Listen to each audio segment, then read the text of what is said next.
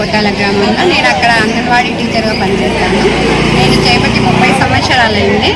First join అయ్యేటప్పటికి 175 రూపాయలతో join అయినాను.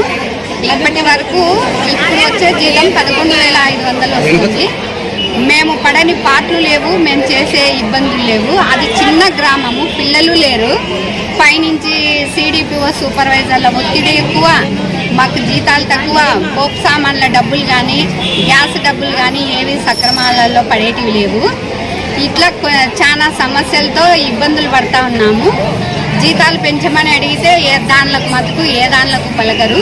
కొత్త కొత్త యాప్లన్నీ పెడతారు. మేము అప్పుడు 7th క్లాస్తో జాయిన్ అయినాము. ఇప్పుడు డిగ్రీ బీఈడీలు ఇట్లా చేసిన వాళ్ళతో యాప్లన్నీ చేస్తే అప్పుడున్న వాళ్ళమంతా మేము ఏ పరిస్థితులలో ఎట్లా ఆ సెల్లులలో అవగాహన ఉండదు, ఎట్లా చేయాలనో ఇబ్బందులు పడతా చాలా కష్టపడుతున్నాము. ఆ యాప్లన్నీ తీసేసి మామూలుగా రిజిస్టర్లు రాస్తున్నాం కదా, అట్లనే రిజిస్టర్లు రాసేటట్లే పెట్టండి. ఇప్పుడు గర్భిణీ కానీ బాలింతలకు కానీ ఫేస్ యాప్లను పెట్టినారు. ఆ ఫేస్ యాప్లు కానీ ఉండకూడదు. పిల్లలకు యూనిఫామ్లు అవి మేము కానీ కావాలని అడిగినాము. మళ్ళీ అమ్మఒడి పథకం కానీ మాకు లేదు. అమ్మఒడి పథకం కానీ మాకు తీసేసినారు. మా పిల్లలకు కానీ అంగన్వాడికి వచ్చే వాళ్ళ తల్లుల కంటే మా దగ్గరే ఆ పిల్లలు బాగుంటారు. కానీ మేము మాత్రం ఏ దానిలకు చెల్లని వాళ్ళం అయిపోయినాము. ప్రతి ఒక్క డిపార్ట్మెంటుకు అందరికీ రిపోర్ట్స్ అన్నీ మేమే అందివ్వాలి. ఇవన్నీ చాలా కష్టమవుతున్నాయి.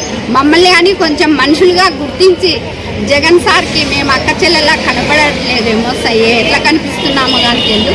మా పరిస్థితి అర్థం చేసుకొని మాకు న్యాయం చేయాలని ఆయన్ను సవనీయంగా కోరుతున్నాము. నేను CI2 కార్యదర్శిని తల్మాపురంలో పనిచేస్తున్నాను. మా సమస్యల కోసము మేము సమ్మెలోకి వస్తామని సమ్మెలోకి వచ్చే ముందుగానే స్టాక్లన్నీ పంచుకొని వచ్చినాము. కాకుండా ఈరోజు సమ్మె చేస్తున్నామని మహిళా పోలీసులను సెక్రటరీ వాళ్ళతో మీరు వాళ్ళు సెంటర్లు క్లోజ్ చేసిపోయినారు, మీరు ఓపెన్ చేసి స్టాకులు అన్నీ పంచుకోండి అంటున్నారు. వాళ్ళకు ఏం తెలుస్తుంది? మా స్టాకు మేము అన్నీ కరెక్ట్గా పెట్టుకొని మా స్టాక్ అంతా పనిచేసుకొని మేము సమ్మెలోకి పోతున్నామని తెలిసే వచ్చిన స్టాక్ అంతా పంచుకున్నాము. ఈరోజు వాళ్ళు స్టాక్ తీసుకొని బీగాలు పాల్గొంటున్నామని అన్ని ఊళ్ళో అందరికీ సచివాలయం వాళ్ళు ఫోన్లు చేసి బెదిరిస్తూ ఉన్నారు.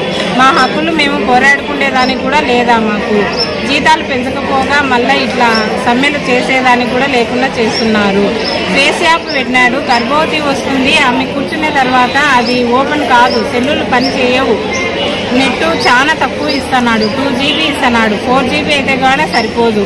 అట్లాంటిది 2 GB ఇచ్చి పనులు చేయండి మా అంటే 2 యాప్లలో అస్సలు ఓపెన్ కావడం లేదు.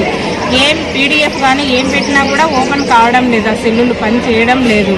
కానీ పని మాత్రం తొందరగా చేయాలి, అర్జెంట్ అని చెప్పేస్తున్నారు. ఒత్తిడి మాత్రం చాలా ఎక్కువగా ఉంది.